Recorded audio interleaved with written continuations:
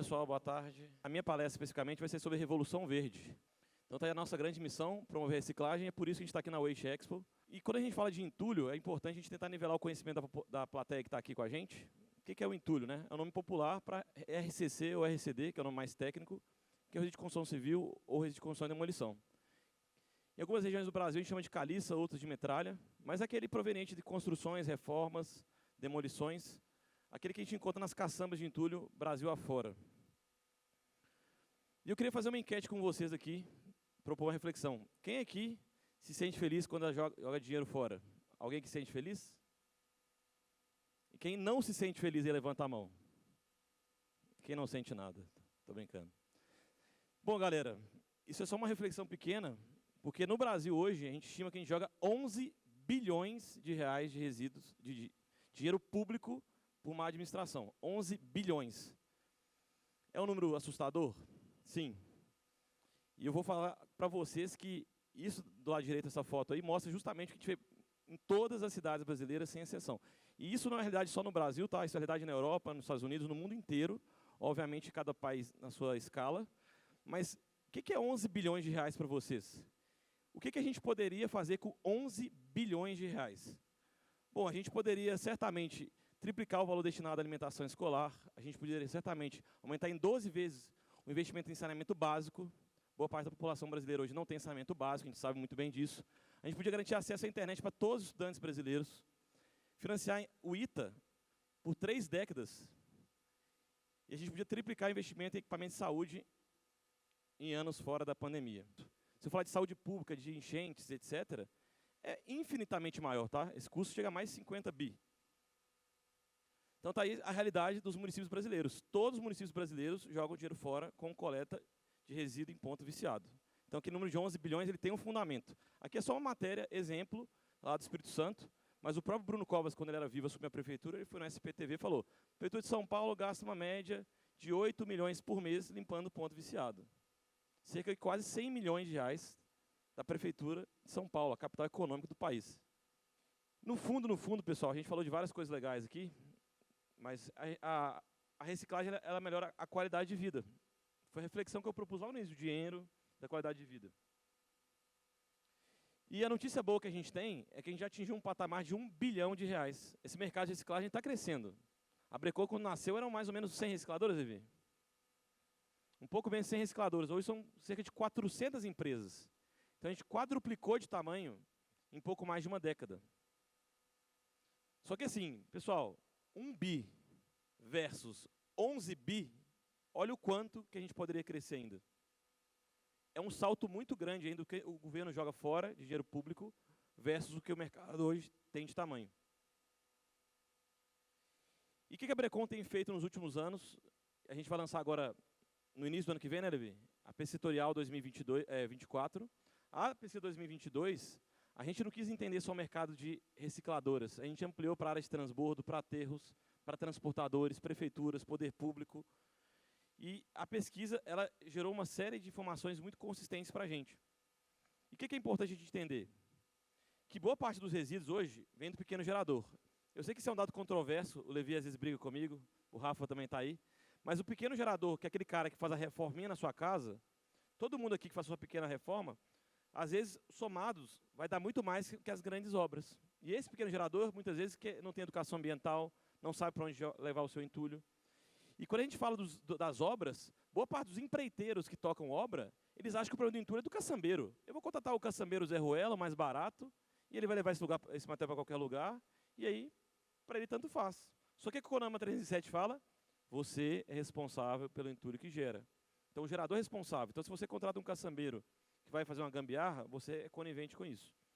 E, infelizmente, quando a gente fala de transporte de caçambeiros, é o nome popular para quem transporta o resíduo, infelizmente é o patinho feio da cadeia. Assim quando eu falo que o resíduo de construção civil é o patinho feio dos resíduos em geral, na construção civil o patinho feio é o transportador. Porque o cara era o tio, é o aravô, o cara a vida inteira pegou aquele entulho e jogou em qualquer buraco, porque não tinha nem infraestrutura, não tinha nem legislação. Estou falando de 2002 para cá. Então a legislação também não quer dizer que está tudo perfeito. E ele concorre com o mercado muito predatório. É 1 milhão de caras, às vezes, cobrando um preço baratinho, que ele pega o entulho e joga num buraco ali. E detalhe, a prefeitura não fiscaliza. O que mais tem é ponto de descarte irregular de entulho. Prefeituras. Qual que é a realidade das prefeituras hoje? Primeiro, a maioria não tem um plano de gestão de resíduos. Em 2010, quando veio a Política Nacional, era um prazo. 2012, todas as cidades brasileiras têm que ter um plano. Hoje, metade mais ou menos? O Henrique sabe melhor do que eu. Henrique, quantas cidades brasileiras hoje têm um plano? Menos da metade ainda? Menos da metade. Ou seja, passaram... Hã? Não, calma, essa era a próxima, Henrique. Aí você está dando spoiler. Então, ou seja, 2010, passaram 14 anos da política nacional, a gente tinha uma meta para 2012, todas as cidades terem um plano, isso era uma condicionante, inclusive, de verba para as cidades. Passados 14 anos, o Henrique falou muito bem, menos da metade das cidades tem um plano. E aí o próximo tópico, aquelas que têm um plano, ficam muitas vezes no papel. Não adianta fazer um plano Ctrl+C, Ctrl+V, que não vai ter resultado. E também não adianta fazer um plano lindo, se eu também não vou promover uma estrutura para o munícipe ou para o gerador, descartar o resíduo, vou fazer um plano lindo. Não, o gerador deve descartar o resíduo no lugar correto. Mas tem um ecoponto na sua cidade? Não. Tem uma área de transbordo? Tem um aterro legalizado? Tem uma reciclagem? Não tem.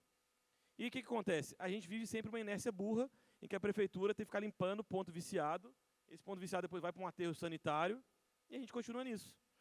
Aí eu pergunto, quanto que a gente investe de forma proativa ou preventiva em educação ambiental? Quanto que a gente investe em drone, em sistemas, em tecnologia para combater o descarte regular de entulho? Então o ecoponto é muito comum em cidades pequenas ou médias, não é comum em cidades, em cidades médias ou grandes. As pequenas cidades dificilmente têm um ecoponto. E é isso. E nós, empreendedores, nós pagamos o pato. Por quê? Primeiro, o resíduo não chega na recicladora a preço justo. Quando eu falo preço justo, pessoal, quanto que um grande aterro hoje cobra? O Jorge está aí com a gente. Um aterro hoje cobra quanto, Jorge, para receber por tonelada um resíduo classe 2? 150 a tonelada. A gente cobra hoje uma recicladora em São Paulo, Itaquareia, que é um associado nosso, cobra 100, 150 reais um caminhão. Estou falando de 10 reais a tonelada, versus 150. Aí eu te pergunto, será que o preço cobrado é justo? Será que fecha a conta? Mas no aterro chega. Por que no aterro chega? Porque tem contato com a prefeitura, às vezes é limpeza pública, então, inevitavelmente, esse material chega. Agora, aquele dinheiro das obrinhas, das reformas, que param nas ruas, não chega. Cara, o custo de quem? Então, no fundo, todo mundo aqui está pagando 50 por ano pela limpeza dos pontos viciados. Então, o resíduo não chega, a concorrência é desleal, porque a gente concorre com esses pontos viciados. Os geradores não têm consciência sobre a importância do descarte correto. Existe uma concorrência predatória entre as empresas de caçamba, que muitas vezes cobram barato, e aí, para poder viabilizar a operação delas, jogam resíduo em qualquer lugar. E o agregado reciclado é um grande problema. A gente recebe resíduo, custa receber, recicla, e a nossa matéria-prima não é escoada, o mercado não quer comprar, coloca dificuldade, enfim. Então eu costumo dizer que a gente vive uma inércia burra dos resíduos. Qual que é a primeira inércia? Primeiro, quem gera tem insegurança. Eu vou contratar um transportador, falo, opa, será que ele vai mandar para o lugar correto? Pô, não consigo controlar. O caçambeiro ou a empresa de demolição em terraplanagem vive sob pressão. É o cara que está no meio, ele é um atravessador, que muitas vezes é visto como um picareta. E o último elo da cadeia somos nós, recicladores, que concorremos com as empresas, ou empresas não, com o mercado ilegal, informal, que descarta o resíduo de forma errada. Pessoal, mas calma, há uma luz no fim do túnel. Algumas notícias pequenas e breves, só para mostrar que muitas prefeituras têm se mobilizado. Por exemplo, a Prefeitura de São Bernardo criou os ecopontos, fez um mutirão com os funcionários, pegou uma área que era uma área que era um ponto viciado, colocou uma plaquinha, pintou, botou lá um Google Maps do entulho. A Prefeitura de São Paulo fez um avanço importante em 2018 na gestão, até então, do Haddad, mas que consolidou na gestão do Dória, que foi o sistema de CTR eletrônico, que é o sistema de controle eletrônico dos resíduos. Gente, esse sistema é perfeito? Gente, está cheio de buraco, já virou até piada. Mas esse sistema conseguiu, pelo menos, contribuir no curto prazo. Em 2016, quando ele virou lei, ele reduziu quase 4.000 pontos viciados para 2.800. Hoje são mais ou menos 1.500, Davi. No último evento que a gente fez no Fórum Nacional, né, de Transportadores, a gente convidou o pessoal da SP Regula, que é a antiga Anlurb. Falei isso, cadê o Davi? E aí a gente conseguiu mostrar a importância do sistema eletrônico. Olha que curioso. Ali é uma data ali, ó, quando virou decreto. Então, por enquanto, lei no Brasil, lei no Brasil sempre foi sugestão. Quando é que a lei vira realidade? Quando você tem um decreto e multa, porque tem que doer no bolso de alguém. Quando virou decreto e começou a penalizar os transportadores, o saldo de 16 mil toneladas foi para 146 mil toneladas no mês seguinte. Nem a prefeitura tinha noção do quanto ela gerava por dia. Então, há soluções de sistema, há soluções de legislação, de ecoponto. Então, a gente tem um caminho. E eu quero falar um pouco da Brecon. A Brecon nasceu com esse propósito. Então, o que a Brecon tem feito desde a sua fundação? Ações e campanhas para conscientizar o descarte consciente, curso de capacitação, diretivas, encontros e seminários nacionais, feiras e eventos. Então, a gente criou em 2015 o Google Maps do entulho, que a gente chama de Mapa Brecon. A gente tem lá uma base de dados, que é a maior base do Brasil, com vários locais licenciados para receber o entulho. A gente criou o MARI, que é o Manual de Aplicação do Agregado Reciclado. A gente fez uma parceria com a Federal da Bahia no primeiro momento, depois hoje com a USP, o Sérgio vai estar aqui para falar com vocês. A gente criou pesquisas setoriais bianuais, com um retrato geral do mercado, são mais de 120 páginas, muito denso, profundo, mostrando quantos empregos a gente gera, o quanto a capacidade instalada das usinas, as dificuldades que a gente tem. E a gente pensou em qualidade, não adianta a gente só crescer em quantidade de usinas se a gente não tem qualidade. Inclusive hoje eu falei até com o Toledo, da Trata Entulho. Então, ou seja, a gente quer que as usinas tenham uma qualidade melhor para entregar para o mercado, para tratar a objeção, entregar um produto melhor. E a gente criou até um roadshow para a demonstração de algumas tecnologias. Eu acho super bacana essa campanha que a gente criou. A gente repetiu ela por 3 vezes já com o metrô de São Paulo, foi 2020, 21 e 22. Essa campanha a gente pegou uma caçamba em parceria com a Rafa Entulho, o Rafa tá aí vai falar um pouquinho mais também. E a gente percebe que do lado esquerdo é uma cidade suja, do lado direito é uma cidade limpa. E a gente quer trazer para o gerador, para o munícipe, aquele pequeno ou grande, que ele é responsável pela cidade. A gente não falou da qualidade de vida da população? Então você tem que colaborar. A gente colocou um QR Code, que levava para um site nosso, educava o gerador a entrar no mapa Brecon, porque se ele é pequeno gerador, no Brasil inteiro a gente também tem mapeado ecoponto. Pô, eu sou pequeno gerador, que eu faço um entulho? Vai no mapa Brecon, digita o endereço da sua casa, lá vai ter um ecoponto mais próximo.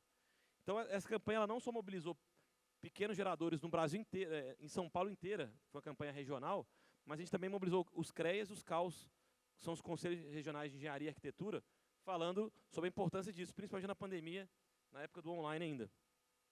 Então tá aí o Mapa Brecon, ele não é um aplicativo, mas ele é um site responsivo, que você consegue procurar aí o lugar mais próximo para descartar o seu resíduo ou comprar agregado. Tá aí as diretivas que a Brecon criou, o MARI, a apostila do curso. Tá aí já foram mais de 2 mil alunos. Em quantas edições? 26, 27? 28 edições do curso. E, inclusive, amanhã e quarta-feira a gente vai ter mais uma edição do curso da Brecon. Então, eu convido vocês a acompanhar a Brecon nas redes sociais. No nosso site sempre tem curso a cada 2, 3 meses capacitando esse mercado. Está aí o MARI, que é um manual de aplicação do agregado reciclado. São mais de 50 tipos de aplicação, 50 tipos. Então, muitas vezes, o empreendedor falava, Everton, eu não sei vender o agregado, o que eu faço com o material? Gente, você tem 50 aplicações diferentes. É muita coisa. E a cada 1, 2 anos a gente atualiza o MARI, a USP com a gente coloca as aplicações novas, então tem todo o embasamento legal. Então a pesquisa setorial é uma coisa importante, é uma ferramenta importante para mapear o setor. Daí o programa de qualidade setorial. Então a gente tem toda uma parametrização que a gente usa para validar as usinas. E eu queria perguntar para vocês, pessoal, qual que você acha que é o caminho hoje das usinas? O Estado passar para a iniciativa privada a operar e executar, ou o Estado ser o grande executor? Quem que acha que o Estado executa bem alguma coisa? Ninguém? Caramba. Levi? Ninguém?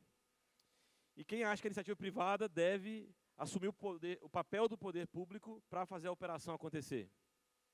Está todo mundo tímido, ninguém levantou a mão. Boa, isso aí, galera. Hoje, mais de 80%, 80% ou 90%, Levi? Hã? Mais de 90% hoje das operações de reciclagem são gerenciadas pela iniciativa privada. E pasmem, tá?